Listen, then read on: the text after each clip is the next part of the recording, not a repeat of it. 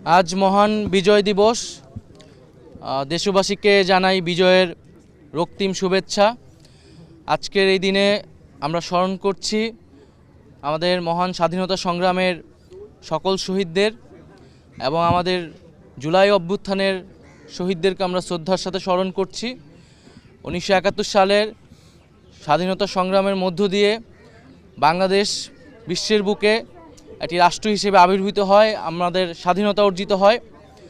1971 সালে আমাদের বিজয় আসলেও, আমাদের স্বাধীনতা আসলেও সেই স্বাধীনতা ছিল অরক্ষিত। আমাদের 2024-এর বিজয়ের মধ্য দিয়ে আমাদের স্বাধীনতা পূর্ণতা পেয়েছে এবং 2024-এর এই বিজয়ের মধ্য দিয়ে আওয়ামী ফ্যাসিস্ট মুক্ত দেশে জনগণ প্রকৃত বিজয়ের স্বাদ অনুভব করছে এবং ইনশাল্লাহ আমাদের এবারের বিজয়